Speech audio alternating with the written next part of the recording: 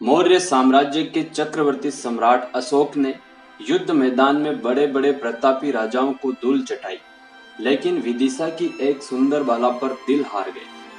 चाहे आम आदमी हो या राजा, जीवन में एक बार प्रेम जरूर होता है। तो आइए जानते हैं कौन थी सम्राट अशोक की प्रेमिका और कैसे शुरू हुई सम्राट अशोक की प्रेम कहानी। जब सम्राट अशोक की आयु महज 18 वर्ष थी, तब उनके पिता राजा बिंदुसार ने उज्जैन का प्रतिनिधि नियुक्त किया और वहां की शासन व्यवस्था देखने के लिए भेजा। सम्राट अशोक देखने में बहुत सुंदर, ऊंचा लंबा कद था। उज्जैन में राज प्रतिनिधि नियुक्त होने के 2 वर्ष बाद एक बार सम्राट अशोक पाटलिपुत्र से उज्जैन जा रहे थे। उज्जैन और पाटलिपुत्र के बीच में विदिशा शहर पड़ता है। जब सम्राट अशोक विदिशा से गुजर रहे थे, तब उनकी नजर एक बहुत ही सुंदर और सुशील कन्या पर पड़ी। सम्राट अशोक ने जब पहली बार उस सुंदर बाला को देखा तो अपनी नजर नहीं हटा पाए। पहली ही नजर में सम्राट अशोक उस लड़की से प्रेम कर बैठे। उस लड़की का नाम देवी था, जो कि शाक्य वंशी थी। यहाँ से शुरू हुई सम्राट अशोक की प्रेम कहानी देखते ही देखते बहुत आगे बढ़ गई। पहली नजर में दिल हार बैठे सम्राट अशोक ने सुंदर कन्या देवी के सामने खुलकर अपने दिल की बात रख दी, जिसे देवी ने सहर्ष स्वीकार कर लिया। एक दिन से ही देवी सम्राट अशोक की प्रेमिका बन गई। लेकिन सम्राट अशोक की प्रेम कहानी में अचानक से एक मोड़ आया और सम्राट अशोक की प्रेमिका देवी ने शादी को लेकर उनके सामने एक शर्त रखी। देवी ने यह शर्त रखी कि वह शादी करने के लिए तैयार हैं, लेकिन आजीवन विदिशा में ही रहेगी।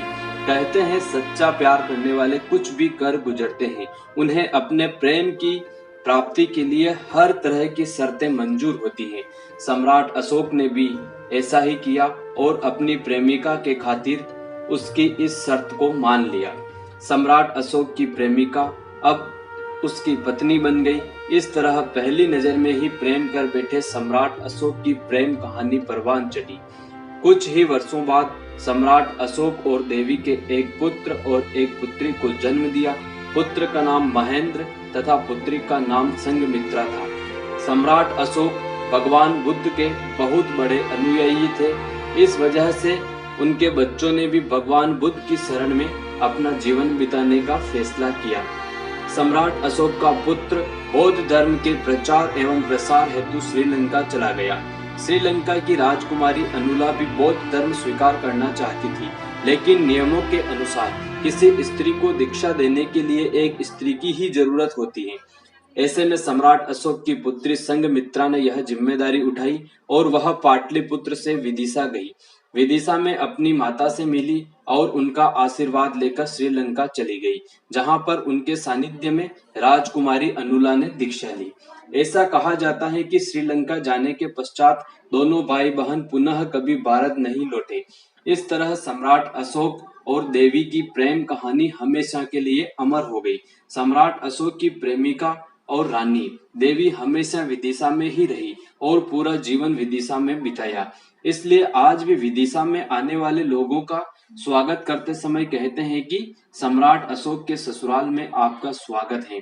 इस तरह सम्राट अशोक की प्रेम कहानी सफल रही और सम्राट अशोक की प्रेमिका को दिए गए वचन को निभाया। सम्राट अशोक ने देवी को कभी भी पाटलिपुत्र आने के लिए नहीं बोला। दोस्तों, कमेंट करके अपनी राय दीजिए कि सम्राट अशोक की प्रेम कहानी आपको कैसी लगी। धन्यवाद।